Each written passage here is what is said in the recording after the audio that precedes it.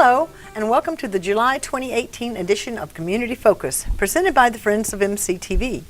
I'm Linda Malacadelli, your host for this month's program. Our guests this month are from Chemical City Band, Midland Area Community Foundation, the Disability Network of Mid-Michigan, and Veterans Freedom Park. Our first guest today is from Chemical City Band, the director, Steve DeRees. Welcome to our show, Steve. Thank you.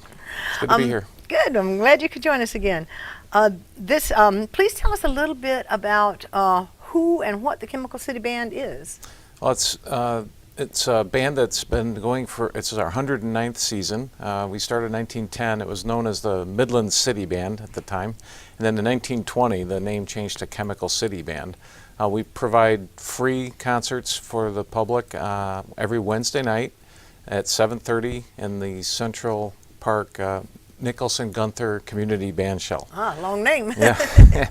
And the musicians get together on Monday night. We prepare a concert, and then we present it on Wednesday. And then the next week, we get all new music and do it again. Oh, well, that's great. What about the band shell now? That's been there for many years, but it recently was renovated a few years back.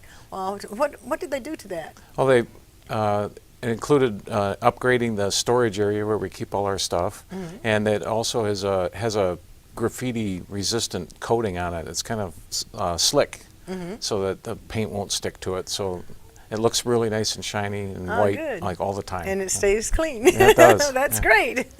So now, how many musicians are at each concert, and how many are total in the group? We have a roster of about 80 people that we draw from, and usually we have between 45 and 50 will perform each week. Oh, okay. And 80 total. Okay. Well, where do these members hail from? Where are they from? All around? From primarily from the Midland area, but we do draw from Bay City and Saginaw. One member even comes in from Gladwin to play tuba. Oh. So there aren't too many tuba jobs around. So. Yeah, I guess hauling that tuba all around the country. Yeah. Can imagine. So, if a musician hears about Chemical City Band, how do they qualify, and how does it go about contacting you and so forth to see if you're interested in them? Our members are drawn from local professionals and semi-professionals and people who play in other community groups a lot. We pull people in from Midland Community Orchestra, Midland Concert Band, Bay Concert Band.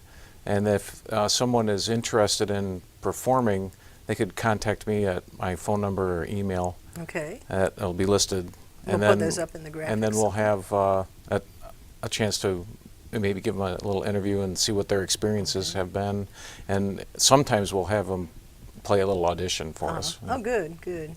Weed out the ones that aren't up to snuff to practice one day and 2 days later perform it. Yeah, it is, you have to be a really good sight reader, and you have to have a quality characteristic tone on your instrument and be able to play well in tune without a lot of practice. Yeah, so. It doesn't seem like you have much time.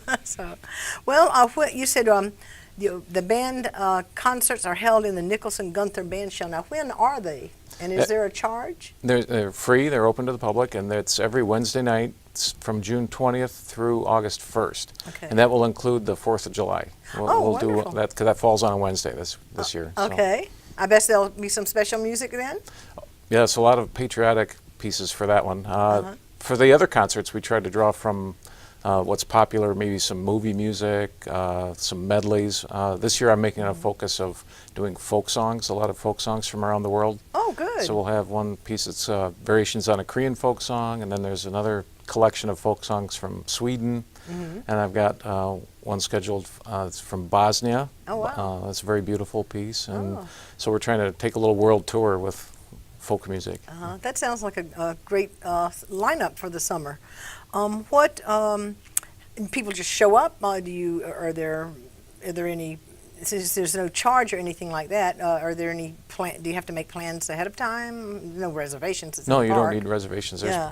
There's benches built into the hillside, okay. and a lot of people sit on blankets at the top of the hill. Okay. And if one thing that happens if it does rain, this year we're going to be very fortunate. We get to go to the newly renovated Central Auditorium. Oh, good. Which is just the other side of the new elementary school. Central Park Elementary Okay. is in between the the park and the auditorium, and we'll be in the auditorium. So. Oh, wonderful. If it rains. If it rains. Well, hopefully not.